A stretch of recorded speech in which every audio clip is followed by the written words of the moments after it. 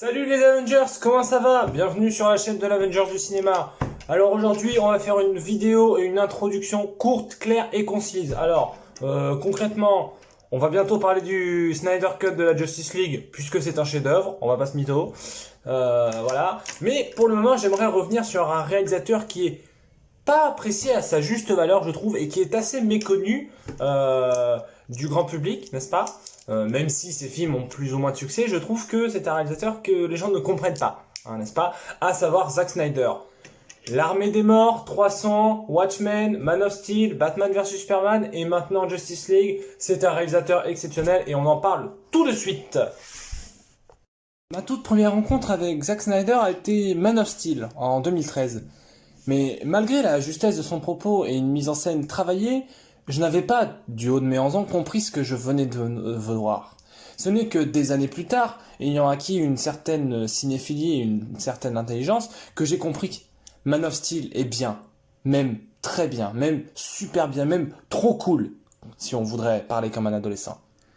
L'histoire d'un adolescent extraterrestre rejeté par les autres, forcé entre guillemets par son père adoptif à cacher ses dons prodigieux, alors que son père biologique, du haut de sa forteresse de solitude, lui annonce qu'il possède les pouvoirs d'un dieu et qu'il pourrait entièrement plier la race humaine, mais qu'il ne doit au contraire pas s'en servir pour ça, mais pour guider les humains vers la grandeur.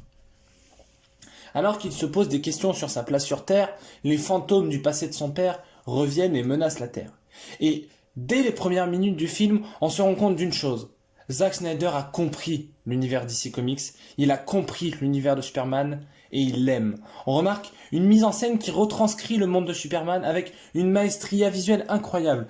On a l'impression de lire un comics qui bouge, n'est-ce pas? Que ce soit, n'est-ce pas, par une écriture de personnages extrêmement intéressante et peu caricaturale. Le plus intéressant du film réside dans sa première, à savoir peu d'action, mais beaucoup de développement de personnages. Et à partir du moment où les Kryptoniens rentrent sur Terre, le film monte vers une action de plus en plus grande pour arriver vers une bataille finale qui est absolument grandiloquente, qui représente bien la puissance d'un dieu tel que Superman. Et c'est ça que Zack Snyder a compris, que certains films de super-héros ont compris, mais pas tous, hélas, c'est que les super-héros sont des dieux. Et surtout chez DC Comics, ils traitent les héros comme des gens exceptionnels, avec des dons et des capacités incroyables, qui peuvent plier la race humaine, mais qu'ils ne le font pas. Que ce soit par le personnage du méchant, le général Zod, qui souhaite faire renaître Krypton en terraformant la Terre, tuant au passage à peu près tous ses habitants, n'est-ce pas? On est dans une mise en scène qui permet de prouver l'échelle à laquelle ça se passe, n'est-ce pas? Ce que j'essaye de vous dire par là, c'est que chez Marvel, à part chez Infinity War ou à part chez les Avengers, les films, en tout cas quelques-uns, ont des enjeux trop petits, n'est-ce pas? Je pense au combat de Ant-Man. J'aime beaucoup le film Ant-Man, c'est pas le sujet. Mais le fait est que le combat final contre le méchant est beaucoup trop petit. Il n'y a pas d'enjeu, ils se battent dans un hélicoptère et ensuite ils se battent sur une table de jeu d'enfant. Il n'y a pas d'enjeu. Là, on a un vaisseau kryptonien qui est là pour terraformer la Terre, n'est-ce pas, pour détruire tout le monde. Et on a, quand le général Zod finit par avoir les mêmes pouvoirs que Superman, eh ben, il commence alors un combat d'une ampleur presque complètement divine en fait. Les humains ils ne sont plus à leur place sur cette planète. Les humains sont dépassés par les événements. Nous, simples humains, mortels, faits de chair et de sang, on est en train de voir des dieux qui s'affrontent, n'est-ce pas? Et l'époque des dieux arrive. Et c'est ça que je trouve très intéressant, c'est que on comprend que on est dépassé. En fait, Zack Snyder a envie de nous montrer une vision d'un Superman qui est déchiré entre son père biologique et son père adoptif, qui ne lui donne pas forcément les mêmes conseils. Son père biologique a toujours voulu... son père adoptif, pardon, a toujours voulu qu'il cache ses pouvoirs, si ce n'est au prix de sa vie, n'est-ce pas? Parce qu'on a cette scène absolument magnifique où il y a une tornade et où Clark sauve quelques-uns des habitants, n'est-ce pas? Avec son père, mais son père... plutôt que son père qui est parti chercher le chien coincé dans la voiture, plutôt que de forcer Clark à révéler son identité au monde, sachant qu'il le chasserait comme s'il était un monstre, n'est-ce pas? préfère se sacrifier pour garder l'identité de son fils, n'est-ce pas? Pour le protéger du monde. Et je trouve ça exceptionnel. C'est-à-dire qu'on a compris que Superman était un dieu, c'était un symbole pour tous ceux qui ont besoin d'un espoir, n'est-ce pas?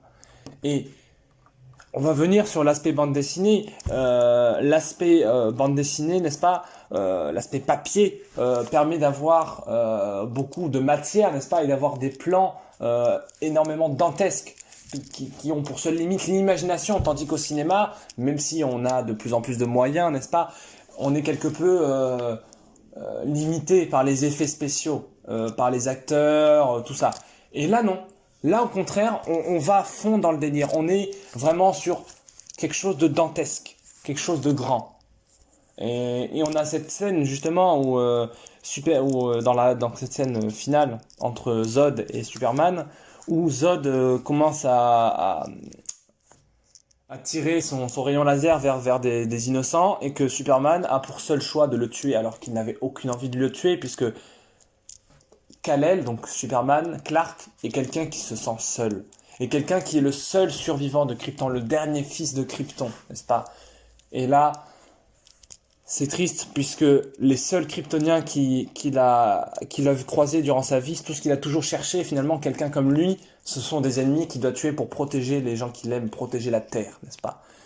Donc voilà, Man of Steel est incontestablement la meilleure chose qui ait été faite sur Superman, alors avec Justice League et Batman vs Superman, mais en tout cas c'est le meilleur film, même les jeux vidéo ne sont pas aussi bien.